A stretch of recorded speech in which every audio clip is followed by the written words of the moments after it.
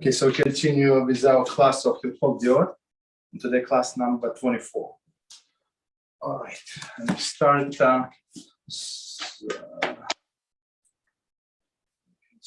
One second. So it starts with Sefer Chaim, and the big topic is the same 7 conditions, harmful information. So today we continue with last condition number 7, and it says, as noted above, the permissibility of speaking negatively for a constructive purpose is based upon the principle that it is not lawful to relate negative information for a positive reason. So one more time. As noted above, the permissibility of speaking negatively for a constructive purpose is based upon the principle that it is not lawful to relate negative information for constructive reason. So basically, it's if you need to say, so it's not considered to be lashon hara. Okay. This applies only for information which is okay. This applies only to information which is derogatory but harmful.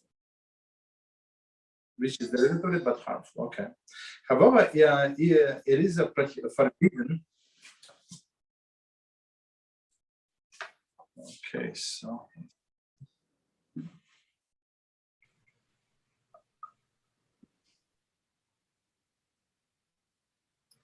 Okay. Oh, Daniel is that. Baruch Hashem. Welcome, Daniel. Baruch haba. Okay, so however, it is forbidden to relate harmful information for a constructive purpose. The only exception is to this rule is where one has determined that Halachah allows for the subject to be harmed in that manner, meaning that we are allowed to speak bad about that person. You have video, Daniel, or no? Daniel. Oh, I can't do a video. Okay, no problem. All right, no video is also good. So today we continue with Hilchot De'ot. Just find where we left off. So we are on Mishneh Torah, Hilchot De'ot, and chapter 5 and Halachah number 8. Okay, so let's see what it says. So first we're going to read without commentaries, and then with the commentaries, and for Daniel. So if you want to ask any questions, you just let us know anytime. Okay. So we start. The Torah sage should not walk erect, with his head held high. As Yeshayahu 3:16 states, and they walked with necks outstretched and flashing eyes. Okay. He should not walk with a short step, with a short step, toe to heel. Okay, we're going to explain what does it mean. Stately gait, like that of the woman, and proud. As Yeshayahu in the same place states, walking in and mincing as they go. Tinkling with their feet. Yes.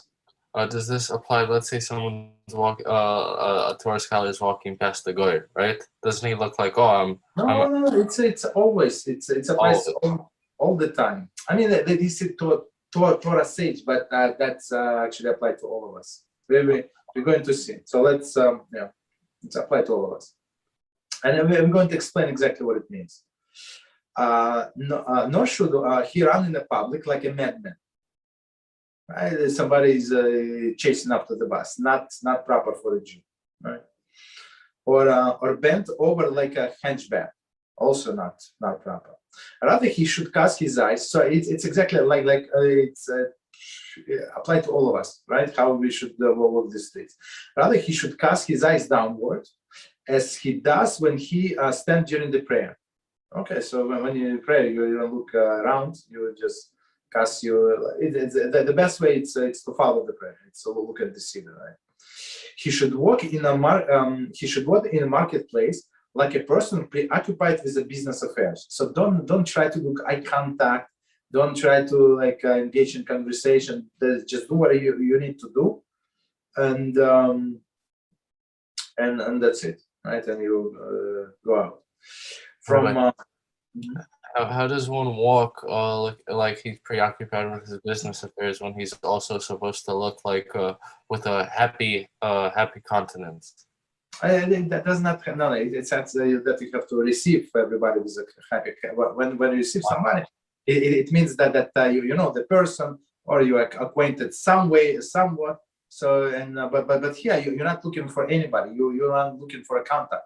You're looking to do your business as soon as fast as possible and get out of this marketplace, because there are many bad things that can happen to a person in the marketplace, meaning that he can see some improper things. That for example, I tell you this example from today. So I was supposed to go out and do something, whatever I had to do, and my wife come and say, you stay home today, because there is like not properly dressed lady, and she walks around like she, I don't know, shows off.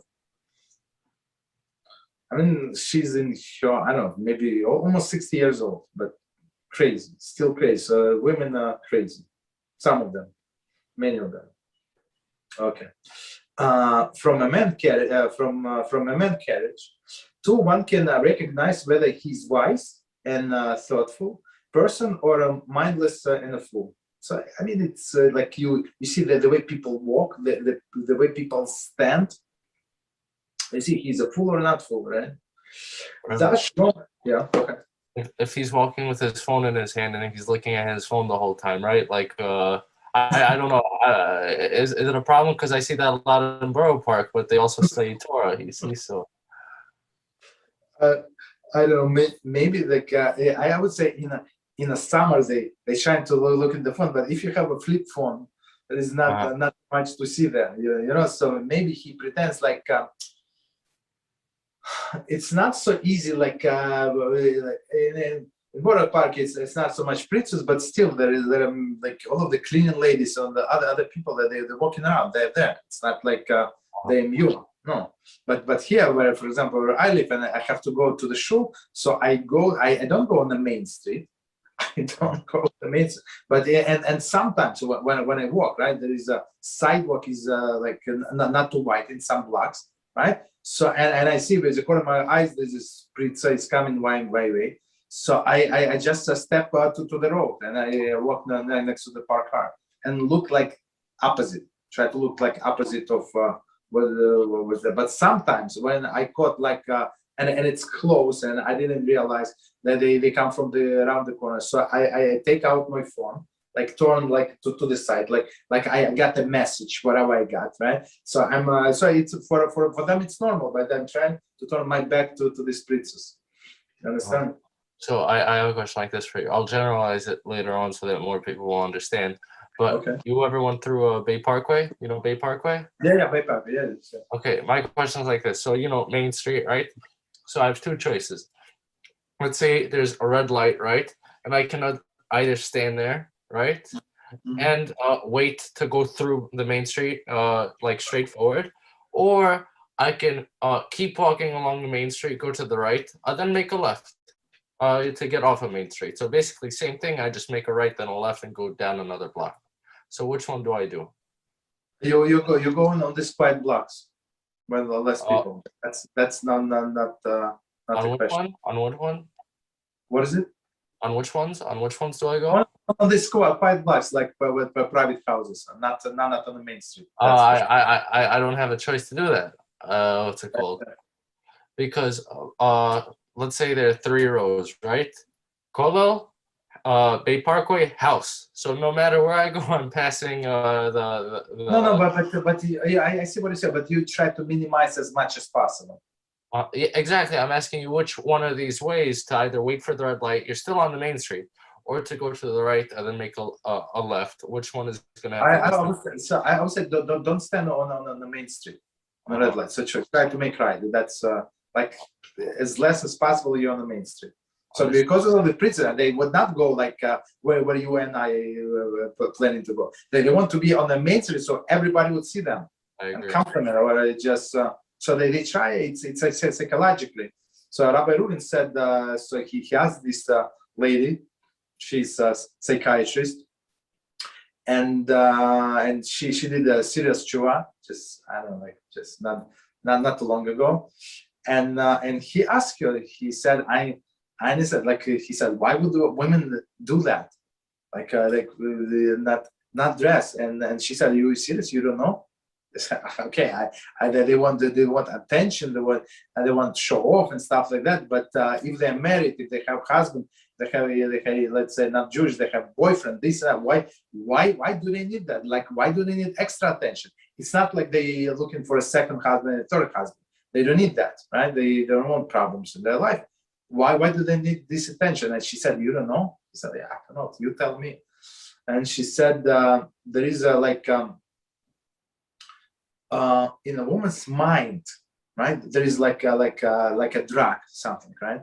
So she understands by walking, she has this psychological power on the men that they can like she can attract all the attention, and they would like talk about whatever the most important business in the world, and she's passing by with her perfume, her high heels, the short skirt, and they all stop and they like stare at her. You understand? So for these few seconds, or I don't know, 30 seconds, 1 minute, whatever that is attention, it's very hard for women to give up this power. You understand? So that's why when the woman goes modest, it's a huge reward. So for me, okay, like for me, you ask me if I want a shorts outside or a normal size pants, whatever. Okay, maybe shorts. It's not that hot. I don't know. Maybe not. Maybe yes. Maybe not. But basically, for me, it's not big difference. Right? Let's say, right? I don't. But for that, I mean, for me, it's not such a big challenge. For me, it's more embarrassing to go on the street with shorts than with normal pants. But for them, the battle is so huge. It's unbelievable. So it's not that easy. So some people may make fun of the women. No, it's not that easy. So Satan is like they in their head dancing. You understand? So I have a question for you then. Would you say a woman is lying if she says the main problem is because it's too hot? Because you said that's the biggest lie ever. So first of all, our ancestors were in desert for 40 years, in the hottest desert for 40 years, and they were not, they're fine. Right, and if you look at these Bedouins, right, or these Arabs that live in a desert, did anybody ever walk naked, men or women? Even men, they some here in New York, they walk in short sleeve and stuff. And there, nobody walk in a short sleeve. Nobody, even men. Why is that? Because the more layers of clothes you have, the more comfortable you feel. You understand? The easier for you to withstand this heat. And in all of Middle Eastern, all these Asian country, they have all the ropes, and all of these ropes, it's like they make from wool. You understand? So it's the biggest lie ever, first of all, and second of all, it's not like they were working outside making roads, right? They go to their car, go to an air-conditioned place, and sometimes for 10-15 minutes they have to go walk outside. So that's the biggest lie. Okay. Also, a small thing. For 2 seconds, I want to go back. So about the right and the left, I just want to let you know. The thing is, over here we said the problem is the traffic light, right? Because it might be still red and you can't go across the road, right? Won't there's a chance though, if I make a right, I'm also gonna have to wait to make a left. No, because of the same traffic. Next left it's like on a side road. There's less chance of that you're going to meet someone. Well, it's less. There are chances, but less chances. So we're trying to calculate whatever the less danger, spiritual danger for us. Understood. Okay, good questions. All right, so continue. From the men's carriage to one can recognize whether he's wise or he's thoughtful person or mindless and a fool. Okay, we'll see what is it. Thus Shlomo said in his wisdom in Koheles 10:3, on the road to when a fool walks, his mind empty, and he proclaims to all that he is a fool. He informs everyone about himself that he's a fool. So foolish people, they do not even know that they have to hide it. Understand? So okay, so we're going to get back to it. Okay, let's start from the beginning with commentaries and with the discussions. Okay, the first line: the Torah sage should not walk erect with his head held high. Commentary. Avodat HaMelech, cited Kiddushin 31a. It is forbidden for a person to walk 4 cubits with his body held erect. As implied in Yeshayahu 6:3, the whole earth is full of his glory. Okay, he's from lowercase, but I think it's Hashem's glory. So the whole world is filled with his glory, and now this fool is walking erect. Okay. An erect stance is interpreted as an act of pride, which is affront, as it were, to God's omnipresence.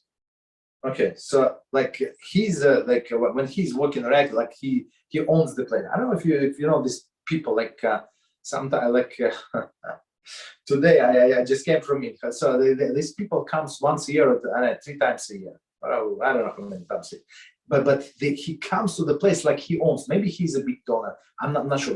Like so arrogant, so like loud, so obnoxious.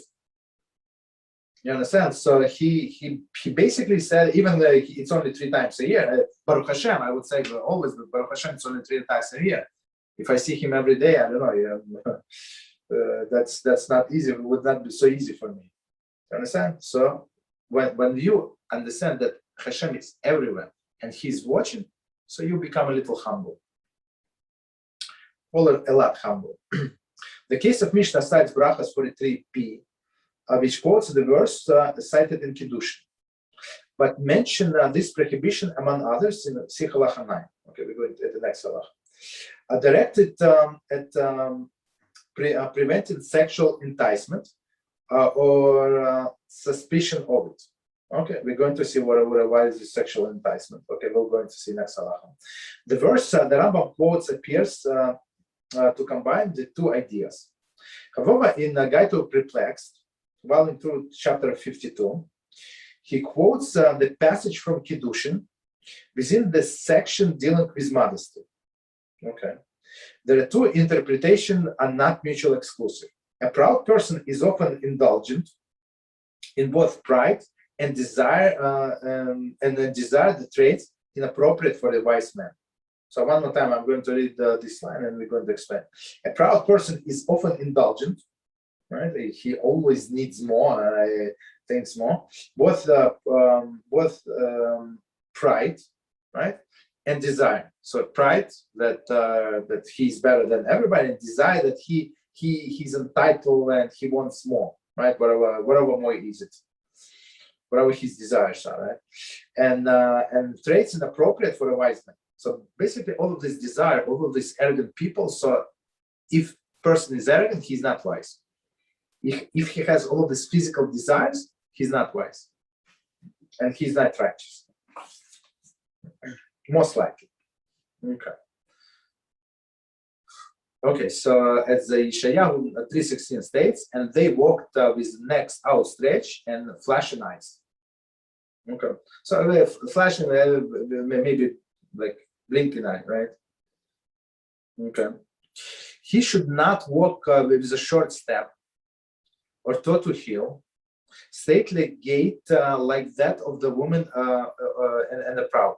As Yeshayahu states, walking in mincing as they go, tinkling with their feet.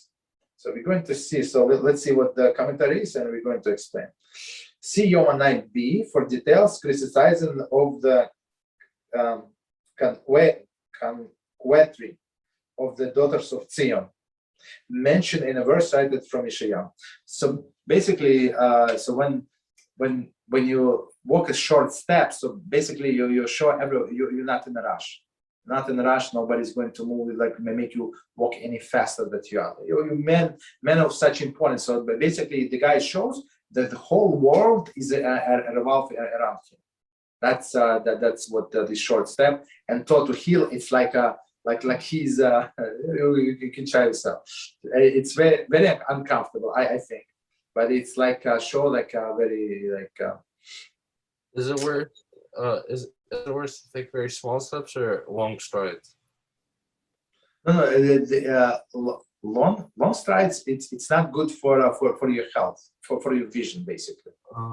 They say that when a person takes with a long strides, it's the diminishes his vision. But there is a refuah for this. So when we say the first paragraph of the Friday night kiddush, you have to gaze at the candles at that time. Before, I mean, if you know by heart, it's easy. If you do not know by heart, it's a little harder. But at least gaze like for a few seconds, for 1 second, let's say.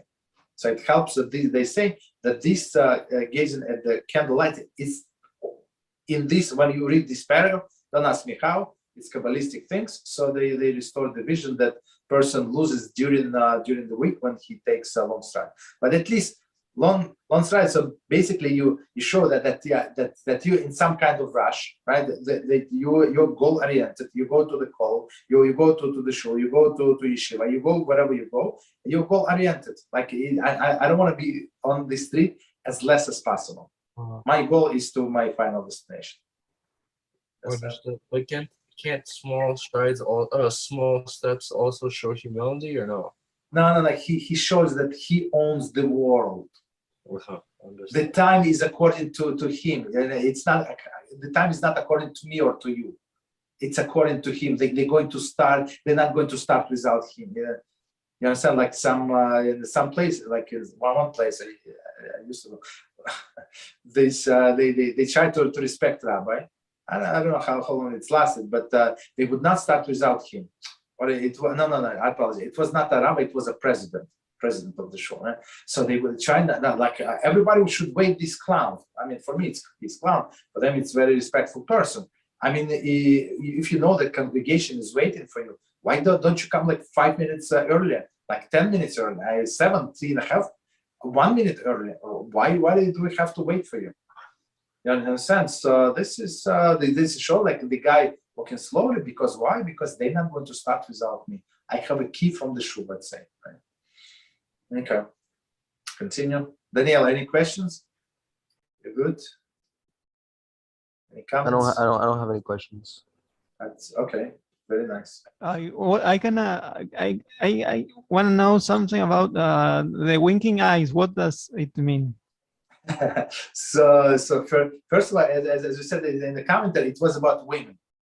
So women, they would walk around and they wink their eyes like to the guys. Okay, you want to go with me? Even though they were married.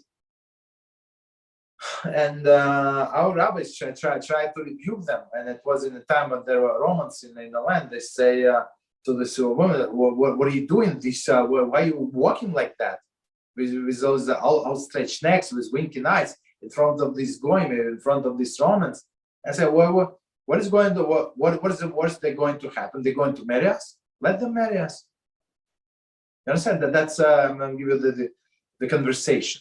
So basically, all of these women were wives of the rabbis. It's not all the sages, not all of them, but I don't know how big the sages were. But basically, that's how immodest that generation was. Because in the movie is said winking, and here I heard flashing. I mean, you're right, exactly. So winking and flashing, I mean, it's just different translation. The word is the same. They translate exactly the same verse. But that action is some kind of suggestion to a man. Is what? Yes. They want to wink to men. Let's go. Oh, and these were married women.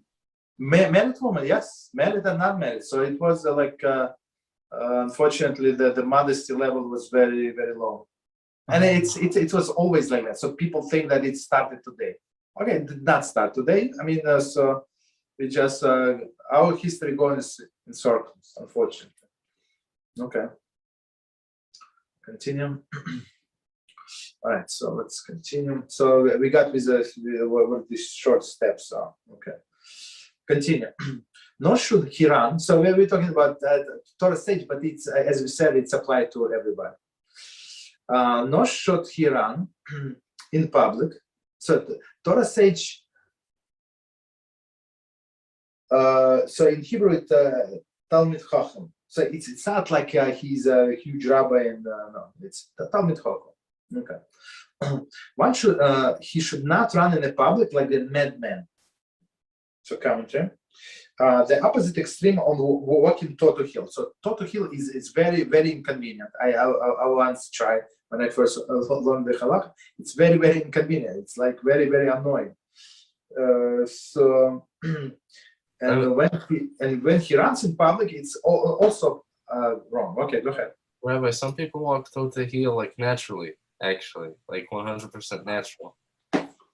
They were born that way. I'm trying like that. You try yourself. Look, don't ask. You try yourself. I just tried for 1 second. It's very uncomfortable. Very uncomfortable. But when you force yourself, you think that you are in the heights of the world. Yeah, that's what we do. Yes. Yeah, but for me, I just have to forget to concentrate, and then it's like that. It's very, very easy. I'm serious. Maybe okay. So okay, I don't know. So next time check yourself. Maybe it's not exactly like that. Understood. But toe to heel. So they say it's very slow. It's very slow. Since it's very uncomfortable. That they say it's very slow. So madman, it's also like the whole world depends on him. If I have only 16 seconds to say the word. In 16 seconds, I have to be on the other side of the town, basically. So when he behaves like this, so he said there is no Hashem, and the whole world depends on me, right? So it's also not good. And once they ask, I don't remember who was this rabbi. I'm trying to remember one of the big Mizrachi Arabim rabbi, and they ask him, is it allowed for a religious woman to run to the bus, right? So she's late to the bus, especially in Israel. So everybody takes buses there, right? And he said very clearly, it's better for her to die and not run for the bus, right? Because when a woman especially runs, so her body moves this way. It's like dancing almost, right? So it's absolutely forbidden. So he said, of course, people were shocked then, but that's a Jewish ideology, right? So we rely on Hashem. If I did everything depended on me, right? And I left my house on time or whatever, and I see the bus leaving like in front of me, so I'm not going to run. And I remember for many years I would take subway for many years, I mean 20 plus years. Right? 25 years. Okay, so I would like every day I would take a subway, and I guess maybe past maybe I don't know 7 years, because everything takes time, right? So I said to myself, I'm not going to run. So I hear that the bus is the subway is coming, and everybody start running. First of all, you don't know which train came, right? Maybe this your direction, wherever you need to go, or opposite direction. So it's 50-50 to begin with. And then it does not look appropriate for a religious person to run with the whole crowd. So I would step aside because people are crazy. They run like young, all like crazy. Like, where are you running to office? And guess what? It's always turned out to my advantage, like always, that I would come like 1 minute later on a platform. All these people who push me aside and stuff like that were running, so they still standing there. It was wrong train, you know. So that's why he said it's a madman. Nor bent like a hunchback. So it's also, I mean, you're a Jew, you're son of Hashem, you're son of the king of the kings. You have to look, and you have to carry yourself respectful. Commentary. The opposite extreme of standing erect. Okay, so he trying to like a henchback, also not good. Rather, he should cast his eyes downwards, as he does when he stands in prayer, during the prayer. Okay, commentary. In Hilchot De'ot 5:4 quotes Yevamot 105b. He states he should cast his eyes downwards as he is looking for at the ground. Like I lost my key, right? I'm looking for a key. And his heart upward, as if he's standing in heaven. That's it. So eyes down, not to see inappropriate things, not to do the eye contact and stuff like that, but high, the heart is in heaven. Okay. Believe it or not, actually, that's what I learned today is in our morning class. So Baruch Hashem, we started chapter 26. The last chapter is Misalat Yesharit, and that's exactly what Ramchal is saying. Like when a person tries to sanctify himself, so his all of his thinking, all of his thoughts, like up high. So even his physical things are being sanctified. Okay, continue. Rather, he should cast his eyes downwards, as he does when he stands in prayer. Sorry, we said that. Okay, continue. He should walk in the marketplace like a person preoccupied with his business affairs. Okay, so let's see. The translation follows the standard published text of Mishneh Torah. Many manuscripts states this way rather than that way. Okay. The former word would be best rendered as with measured steps. This gate is made between the toe to heel, a stately gate of the hoti, and the main mat running in public. So okay, so they said this word. It looks like normal way. Okay, but still preoccupied. So normal way, walk in the marketplace. So that this word walk that translated in English as well. So in a normal way. Okay, not to enrage, but you just mind your own business. 103. Without any intent of attracting attention or wasting time. So basically, okay. So I don't know if you've ever been to the market, like I don't know, like flea market or in Yerushalayim, Beezrat Hashem, if any of you went to Yerushalayim, this Machane Yehuda, this market, Middle Eastern, they talk to you go like open market, right? And they call you by this, by that, and it's like if you do eye contact, that's it, you're done. If you cannot say no 7 times, if you're not ready to say no, and they're going to pull you in and going to sell you whatever they want, not whatever you need. Okay, so but when you're preoccupied, so basically you might your business no eye contact and stuff like that. Continue. From the man's carriage too, one can recognize whether he's wise and a thoughtful person or mindless and a fool. Okay, sorry. Rabbi, yeah, I'm sorry, I have to go. Okay. Okay, no problem. Right. Okay, thank you. Okay, no problem. Okay, continue. For a man's carriage too, one can recognize whether he is wise and thoughtful person or mindless and a fool. Thus Shlomo said in his wisdom in Koheles, on the road too, when a fool walks, his mind is empty, right? And he proclaims to all that he is a fool. He informs everyone about himself that he is a fool. So today, so in olden days, it's what that's my personal say. It was much harder, like to find something to occupy yourself. You have to watch exactly where you're going. There was no paved roads, right? So you have to watch, otherwise you're going to fall into I don't know, somewhere, right? You can stumble, whatever. So you have to watch exactly where you're going. Today we have clean streets. You can relax a little. You don't have to be that attentive. And plus, you can listen to the lectures. So me personally, only on Shabbos and Yom Tov, of course, I don't listen to the lectures. But all the days when I walk everywhere, I listen to the lectures. Don't waste 1 second of my life, right? So today is easy to be preoccupied with something that will look like a mindless fool. So let's do next halacha. Any questions about that halacha? Whatever we just said. Okay, if not, we continue with the next one. Number 9. The Torah sage's clothing should be attractive and clean. Should be attractive and clean. It is forbidden that a blood or a fat stain or the like to be found on his garment. Okay. So especially, I would say, like in olden days when they would do shkita, their own animals and stuff like that. So maybe, and that they would handle their own meat. So it's possible for this, for the blood to be on his garments. Even if he did not do shkita, he just bought the meat from a butcher. So it's fresh meat. He should not wear a garb.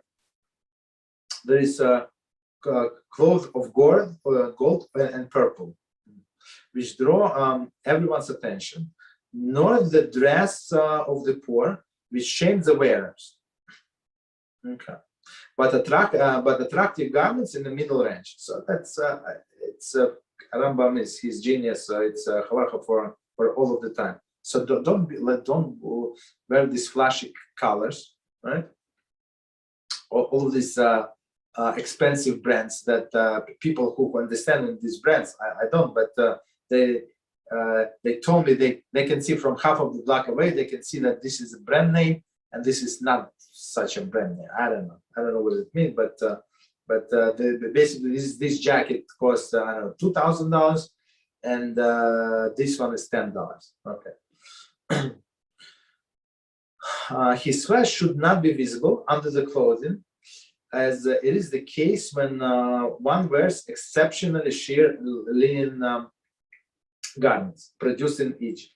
So I mean, usually women wear this. I mean, maybe men also today. I'm not sure. His clothing should not drag on the ground like a dress of the hoti, but should extend to the heel, and his sleeves should extend to the fingers. So also like his sleeves and his shirt also like a little longer, cover the wrist and a little longer than this. He should not let his cloak hang down, for that creates the impression of haughtiness, except on Shabbos. If he has no change of cloak, right? So I mean, okay, that's if this is the only one, that's what it is. Okay, in the summer he should not wear shoes that have often been mended and have many patches. He may do so in a rainy season if he is a poor. He should not go out in the marketplace perfumed or with perfumed clothes, nor he should put the perfume on his hair. However, he is permitted to rub perfume on his body if he does so in order to remove filth. Okay, so we're going to discuss all of this. Similarly, he should not go out alone at night unless he has set time to go out for the studies. All of these restrictions are instituted lest a suspicion of immorality arise. Okay, so in the last line, so Rambam summarizes what like at least last paragraph. What is the problem? So because suspicion of immorality, he has too much perfume, and you see all of these pritzos. Even men, they put like sometimes men, they put so much perfume. I mean, not Jewish men, not Jewish men. What he say about the clothes? He should not something about clothes. Okay, we're going to get to it. Let's do one by one. We're going to explain, and you tell me exactly what which one. Okay, so from the beginning, continue with the commentaries. A Torah sage clothing should not be attractive.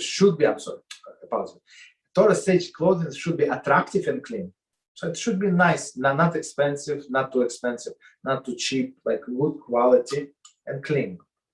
Okay. Commentary. Although there is a Talmudic support for this statement, there is no quote which states explicitly that the Torah sage should be dressed attractively. Okay.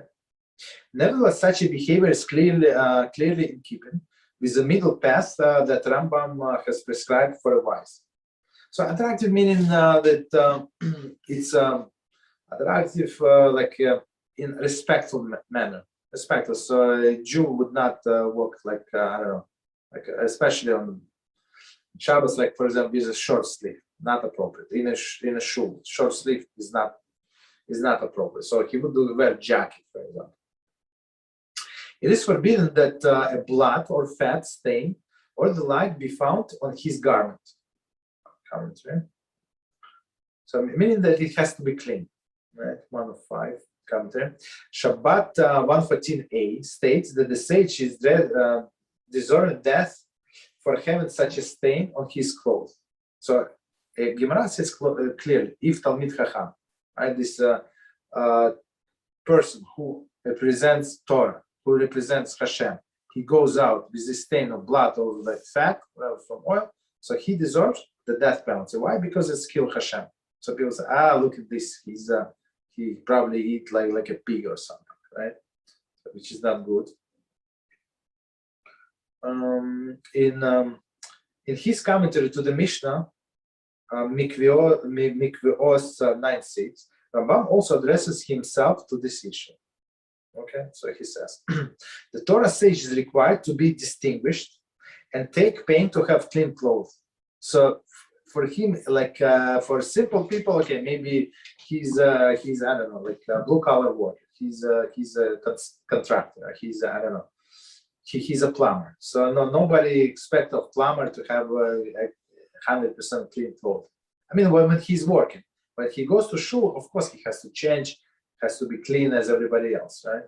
But Torah sage, the Jew who is not working on all these fields, he has to be clean.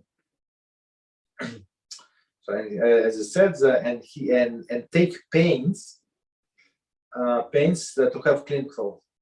There are many directives on this matter in the Talmud. Because of this obligation, a wise man is considered concerned about dirty clothes, even when the stain does not penetrate on the other side of the material. Okay, so I mean maybe it's from inside. I don't know, maybe he has a cut. There's a blood stain, so it would not be visible like from outside. Okay, still has to be concerned. When a common person sees the individual whom he associated with the Torah knowledge dressed sloppy, he loses respect, not only for the individual but the Torah which he represents. Rashi, Shabbat, the same place. So that's from here we learn. So when we look like a Jew, right? So if a guy walks without a kippah, okay, maybe he's a goy. But if we dress like a Jew, so it's a big responsibility, right? So because other people say, look at this, they always filthy, these Jews. So that's not good. Okay, so continue. Rabbi, Go ahead. Rabbi, right now I have to go. Okay, no problem. All right. All right. Thank you. Take care. Until next time. All right. I'll see you next time. Okay, bye-bye. Okay, so, all right, it's two of us, Baruch Hashem. He should not wear regal garb.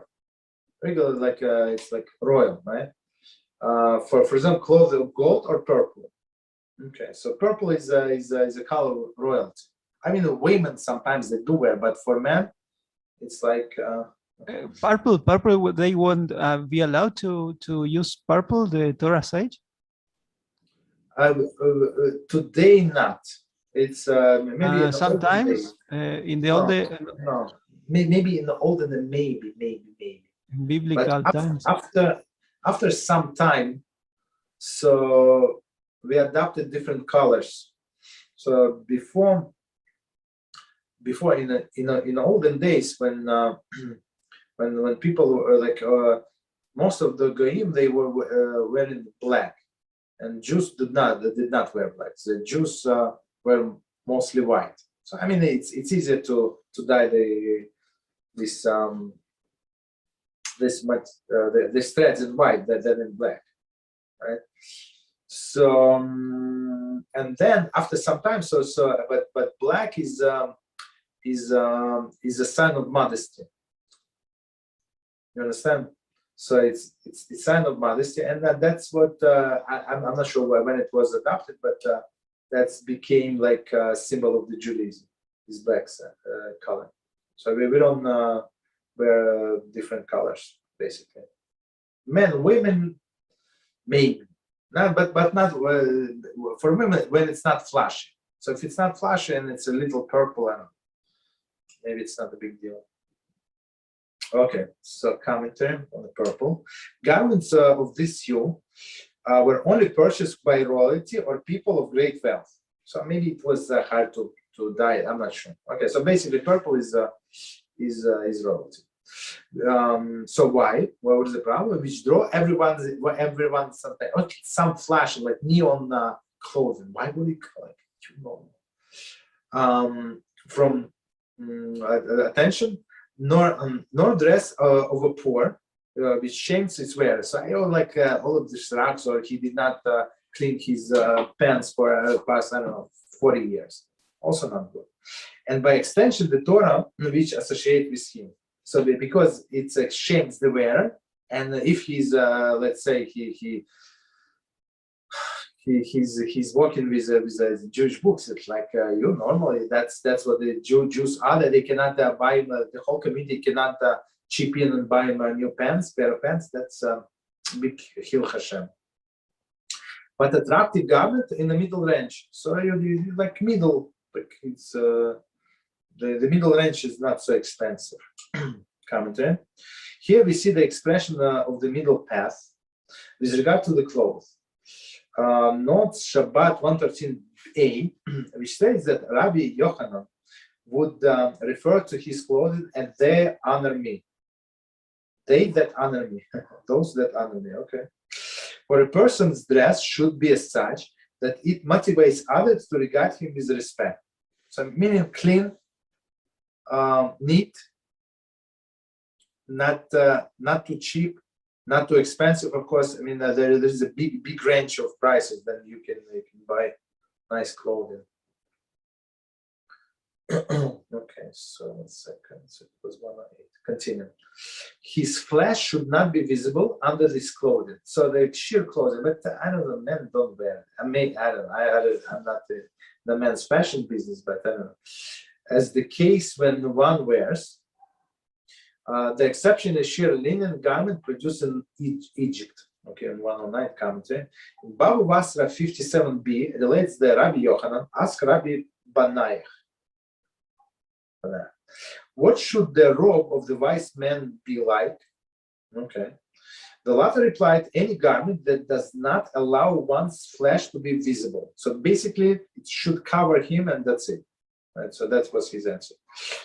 This so not see through basically. This passage may be the Rambam source for the intention about sheer garments. Okay, wow. So let's say maybe that's his source. Although the Rashbam interprets this passage as referring to the length of one's clothes, right? So meaning that the length like pants and sleeves, right? The Rambam may have interpreted it as referring to the density, like how thick they are, not the length, but density. Okay. It is also possible that Rambam prescription is not based on a specific Talmud passage, but rather his general conception of the modesty and dignity with which the Torah says should conduct himself. So I mean, like logically, many things Rambam, some things, I don't want to say many, but some things Rambam say when he says it's appeared to me.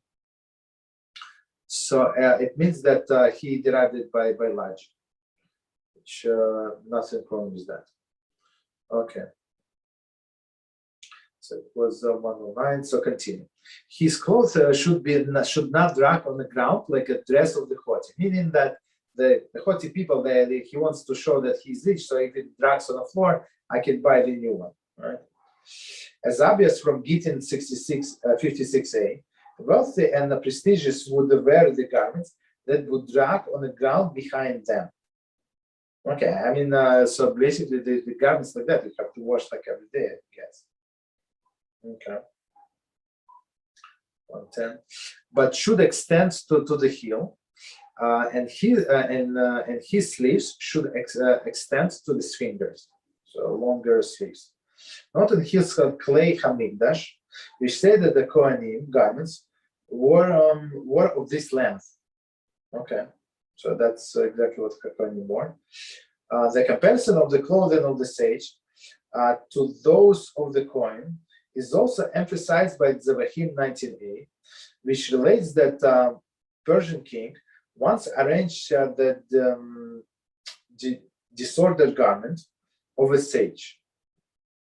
Arranged the disordered garment of the sage, telling him that this is his appearance had to be fitting for a member of the kingdom of the Kohanim of the holy nation. Okay, so he rebuked him a little, right? So you have to look like a Kohen of the holy nation. Okay, continue. He should not let his cloak hang down, for that creates the impression of haughtiness, except on Shabbos. Right, so what does it mean? 112. An observer should be able to determine that the sage was dressed in this manner out of respect of Shabbos and not because of pride. So I mean, this is dragging. Okay. So meaning what? That pride meaning that he could be wasteful. That I think is a statement. Hang down, right? Continue. If he just was one more time the whole sentence. He should not let his cloak hang down, for that creates an impression of the haughtiness, except on Shabbos, as we just commented, if he has no change of cloak. So if he on Shabbos he has nothing else, so it's a different story. So commentaries say Hilchot Shabbos Tori, chapter Tori, Mishnah 3 states, among the marks of deference to the Shabbos is to wear clean garments. So I mean, in out of respect of Shabbos, we have separate set of clothing, and they're clean and nice, so better quality basically, right? Okay, continue. One's weekday outfit should be different from that of Shabbos. If one does not have a change of clothing, one should let his cloak hang down to differentiate between his dress and on Shabbos and during the week. So at least like some difference, or something like hanging down. Continue. In the summer, he should not wear shoes that are often been mended and have many patches. He may do so in a rainy season.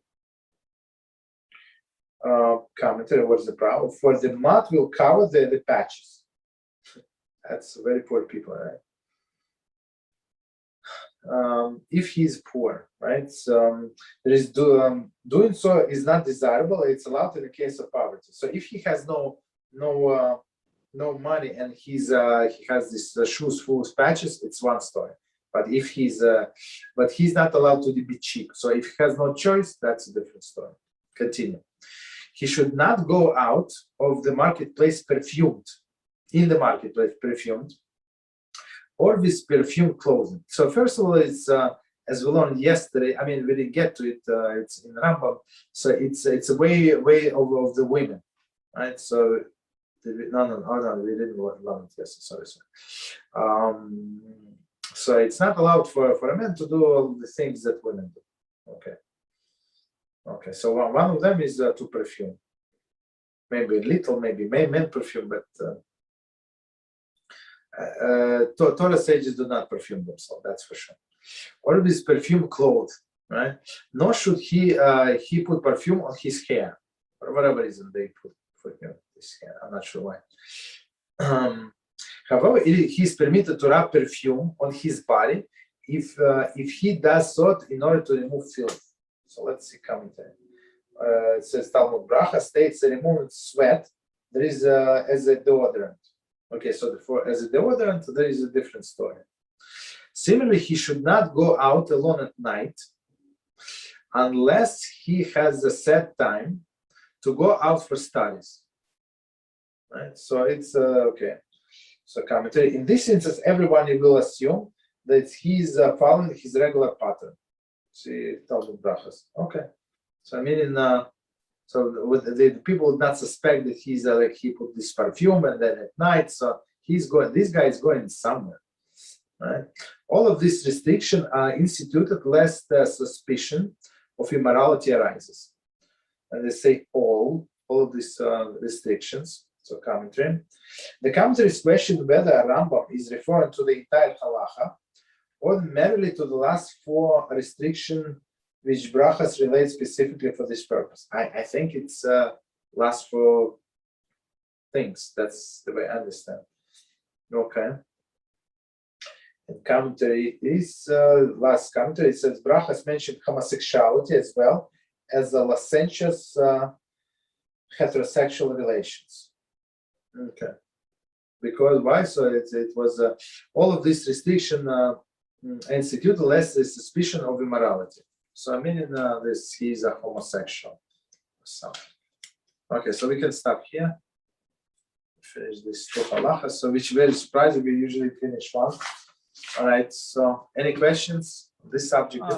Yes, I am very concerned about the how must I dress, because if I dress black and white, maybe I may be confused with Hasidic dye, and maybe that would be stealing. How?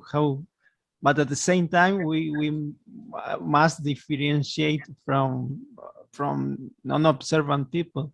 How I dress. So. Okay, so yeah, so when you dress as a Hasid, that's a little too much, I would say.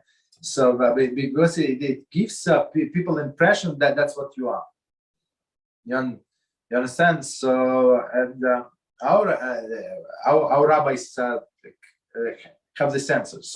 So for example, if somebody is Balchua, he's trying to come back and stuff like that, trying to convert. So they asked the guy, do not go like too much, because first of all, we don't know. So for example, if person is trying to convert, so we tell him not to do all of this like external things. Why? Because maybe he's going to change his mind. You understand? And there are many, unfortunately, many cases when people did change their mind. Something happened. I don't know. They met some woman. For example, a guy was going through conversion, and then he met a woman, and he said that basically, I don't need all of this. I want to get married. She does not want to convert, and basically, I'm going to stay the way. But people around, they got this impression, right, that he was Jewish, and now he changed his mind, and now it doesn't look good for a Jewish people. You understand? But he did not do anything wrong. It was not his obligation to convert. He said, "Okay, I'll try. I'll do this." So basically, it was not good, and it's not one case. It's actually many cases like that. That's what we tell people, not to go too far, right? So unless until Rabbi Reuven also few said Vitamis election. So until you when you almost ready, so you can even tzitzis out, right? Tzitzis, so don't wear it out, because again it create this impression that person is Jewish, and then he's changed his mind, this and that, which is that's going to create this kill Hashem. Because Rav Reuven said, I'm not remember correctly the percentage, but as he said, if you are willing to convert and you're planning to convert, you must fulfill all at 90% or 99%, including Shabbos. Exactly. So I adopt this concept to clothing, but at the same time, for example, I dress with dark clothes, but I choose dark blue, not black. Okay. My hat is not black; it's brown black. Okay. But I'm pretty concerned not to be stealing from the Hasidic people. Okay. So I mean, basically, you see, when all of these mitzvahs that we do, as you said, 99%. So we're doing like in private. So Shabbos, nobody sees that you keep Shabbos, right? I mean, how do they see? Just looking at it. A person walk in the street. Well, let's say he does not wear kippah. Let's say, right? He's a Jew and he has a kippah in the synagogue. So he comes to synagogue, he puts the kippah. So how he's different from all other people? I don't know, because he doesn't have a phone in his hand. So many people who walk without phone in the hand. Like he just walking, he dressed normally. You understand? So all of this, as you said, 99% things, they're hidden. Nobody see them, or at least most of them. So you do them in private. So you say blessing. For example, you like first of all, we learn it's not a good idea to eat outside, right? But even if you ate outside, you got yourself an apple, right? So you say blessing on the apple. I mean, nobody heard whatever you said. Like so some people talk to themselves. So you did whatever, and you start eating apple. There is no problem. But these things is not going to confuse anybody. You understand? Okay. So in the end, how for my case, how must I dress? Must I dress like regular people? Must I take out kippah? Kippah, you see, kippah is show like 100% that you're Jewish. That's the thing. You know, so I would say don't wear kippah, wear a hat, some like baseball, like some other hat.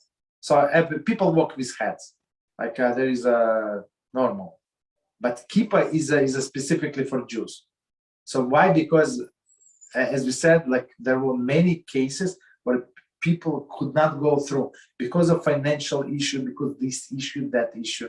They got upset. They said, okay, now this is Judaism, chas v'shalom. Okay, so there are many cases.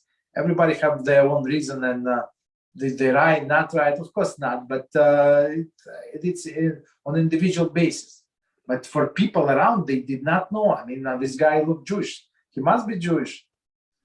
You understand? And now he quit. So now he's going to church. Okay, he was going to church before that, and he goes to church, or he does not go to church. Forget about it. So before that, he was going to I don't know. He would not drive on Shabbos. So we know a little about Judaism. These neighbors. So okay, so they respect him as a Jew. Now he started driving on Shabbos. So they would say this guy is so smart. He's a professor in a college, right? So he must know the truth. So this story is not true, because if it would be true, he would not drive on Shabbos. You understand? So it's too much on a risk on a line. So all of the things we do inside, like I will go out, like I go to synagogue. I'm just walking on the street. Nobody knows where I'm going.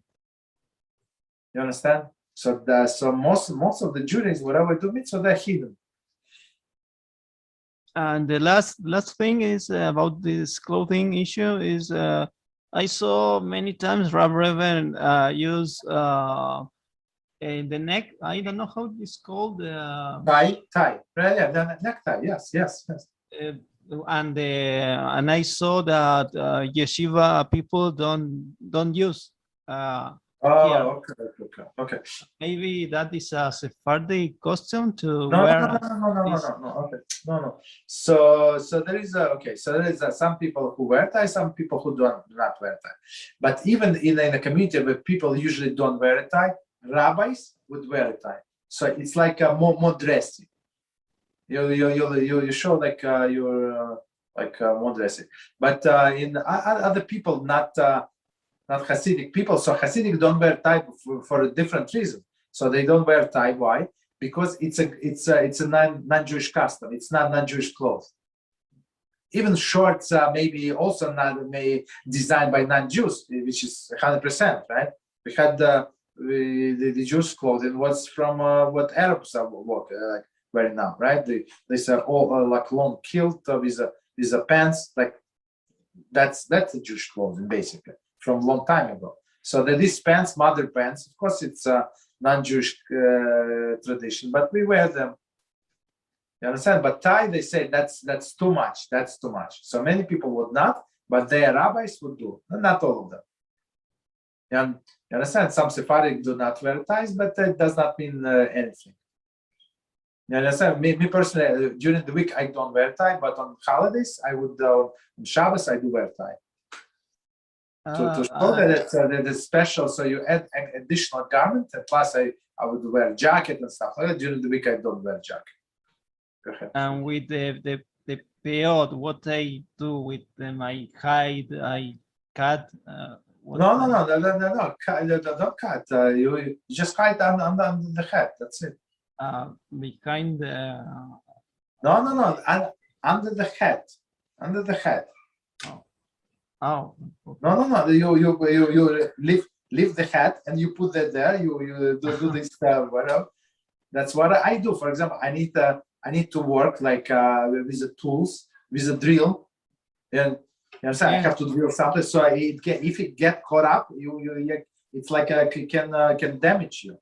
So it's very, very not safe. So I put them under. I put like a baseball hat and put them under the hat because it's dangerous. It can get stuck somewhere. God forbid. You understand? So because of the safety. So many times that's what I do. I mean, when I need to do this kind of works. In the end, the hat I usually wear in this class is okay, or yes, what? yeah, that's okay. Yes. Because So that is the hat. In a house, you walk wherever you want, but outside it should not be visible. That's the point. The problem is I mean, it's not very significant, but here we have winds up to 180 miles per hour wind. Whoa. So this is very sorry. Okay. Uh-huh. Yes, but I think it's more important to follow your No. guidance. So get something that is going to stay, like baseball hat. You know, baseball hat. Baseball hat. Yes, but I don't. So they stay. If they fit, they still stay very good. They're not going blown away. The hat, the brown hat I usually wear in these winds of the Patagonia, they blow in the air. I see. So you just get for yourself something that stays more tightly. Okay, so let's stop here because Yom Kippur is coming. I have to eat. Yeah. I didn't eat yet. So last meal, we have last meal. Okay, so Beezrat Hashem Sunday or what? No, Friday. No. Friday we don't learn. Yeah, on Sunday, Beezrat Hashem. Sunday. Okay. All right. So thank you very much. So until Sunday. Okay. Beezrat Hashem.